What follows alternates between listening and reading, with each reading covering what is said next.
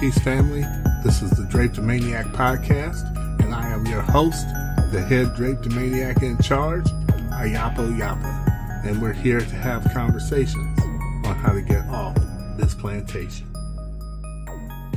Gayle King pissed some people off when she went after Kobe Bryant, who's now dead, and Excuse me. I'm sorry to interrupt. I just wanted to make sure that you listeners are listening to the Drapetomaniac podcast on doayamedia.com. You are, right? We rightly point out the fact that people like her and Oprah never go after any of these white men who do the same things or worse, or are accused of doing the same things or worse. Gayle King worked with one. Okay, she worked with one of them. I still haven't seen her breaking her neck to interview him. You know, Charlie Rose. You know, I still haven't seen her breaking her neck to interview him. But that's not what I'm here to talk about, because when it comes to celebrities, when it comes to these people in the mainstream media, I don't listen to them anyway. I don't follow them. I often say, you know, news about celebrities is like my kryptonite. As soon as I start hearing about celebrities, I'm ready to run in the other direction, so-called celebrities. I'm ready to run in the other direction because I could not possibly care less. You know, people talk about, oh, Jay-Z and Beyonce sat down at the Super Bowl and then they blah, blah, blah, blah. Who cares? Who cares? What difference does that mean to me in my life? And that's the way that I judge things. What difference does it make to me? What difference does it make to our people overall and to our forward progression and to separating from this system? If anything, it ties us more tightly in, and it serves as a distraction from keeping us from looking at the things that we need to be paying attention to. Like how to get out or how to get off of this plantation. That's what we need to be looking at. That's what we need to be paying attention to.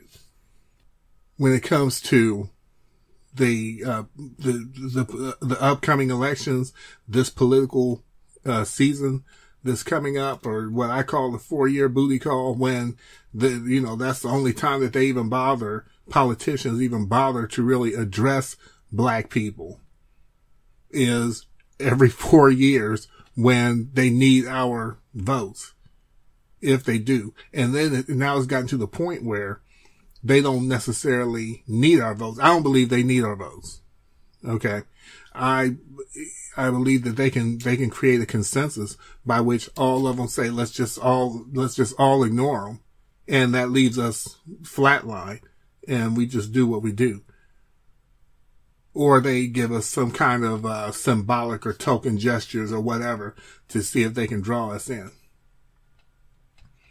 And we need to pay attention to things that are right in front of us all the time. Not all the images of the swirling in media and so on, where it's pretty much by inference that we can't get along without white people, or that we can get along with them.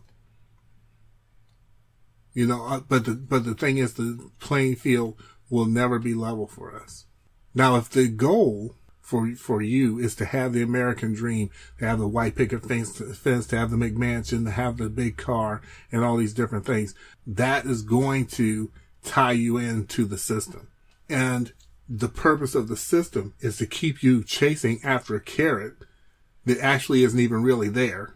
That's the trick bag of it, is that the carrot itself is an illusion, but it's to keep you chasing this carrot and keep you involved in this system that needs you so that it can perpetuate itself, while at the same time keeping you at the bottom of it. All right. So what's the answer? What am I even talking about as far as getting out of this system, getting away from this system? It is getting a mindset, first of all, that we truly can make it, not only survive, but thrive among our own people, and that we have to learn a love of ourselves. A love of ourselves that makes it so that we want to see ourselves. We want to see ourselves in the faces of our children. We want to see ourselves in the faces of our mates. We want to see ourselves in our communities. If I want to see myself, I'm going to marry someone black. And then when I look in the face of my child, I'll see that black face. So it becomes self-love. And when you have love for yourself, when you have love for those in your immediate circles, then that spreads out and it becomes a love for our people in general. And we'll want to see what's best for our people at large. Also, learn to trust each other. One of the problems that we have, as I see it, is that we don't trust each other. And it's not because we're just inherently like that. It's because we've been trained and taught not to trust each other. But if we learn to trust each other, we'll want to do business with each other. We'll want to help each other move forward. We won't look at each other and have petty jealousies that make it so that, oh, I'm not going to give money to this one. I'm not going to patronize this one's store or whatever because you're so afraid that they're going to move up and you're going to stay in the same place. It'll become a situation where the tide truly does raise all the ships. It'll raise all the black ships. And that's what we need. That's what we need among ourselves. And as far as the economics of it go, it's very true that black people really, though we are big spenders, like we're very big consumers. We spend a lot of money consuming, but that doesn't mean that we necessarily have wealth, which I believe that most of us already know that, genuinely know that. We don't have a lot of wealth, but we do have income that we're constantly spending. Well, I mean, we pay rent, we pay utilities, we buy food, we buy cars, and then we go to movies, we go to dinner, we do all these different things, buy clothes. And it's not so much about having buying power as much as it is how we decide that we want to live. And the thing is, if you're drawn into this system and your whole thing is about, your whole mindset is geared toward bigger, better, shinier, more expensive, then it's going to lock you in. But if you start developing a mindset of living simply, living modestly, not modestly like a pauper, but living modestly to where you have your needs taken care of and you can enjoy your life. Just enjoy your life. And you're not chasing some carrot. Then that goes a long way to help to unplug you from the system. And once you're unplugged from this system, that just makes it so you can keep moving forward. So I said all that just to say we have to keep our eyes forward. We have to stop being so easily distracted. I enjoy entertainment just as much as anybody else, maybe more than some. But at the same time, there's a time to stop and assess where you are, what you're doing, and where you want to be. And if you want to be free, if you want to be liberated, there's a certain road that you need to take. And that is one of separation. We need to separate for our sanity, for our safety, and for our security. And so that's it for the Draped Maniac podcast.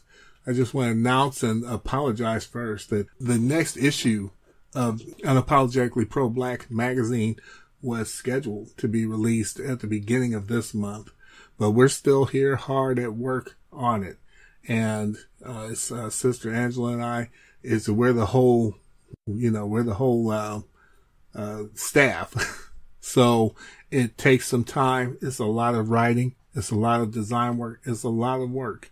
But we do these things for you. We do these things because we love you and we love our people. And so we'll be getting that out as quickly as possible. I want to have it out, at least by the end of this, month. I want to have it out as soon as possible. I don't want it to drag on. I don't want to give a specific date, only because when you give a specific date and then you miss it, it makes it a mess. But we are going to get this out as quickly as possible. And, but at the same time, make sure that it's a quality product that's worthy of our people. So that's about it. This is the Drapetomaniac Podcast. Thank you so much for listening. And with that, as always, I will see you on the run. And thank you again for listening to the Drapetomaniac Podcast.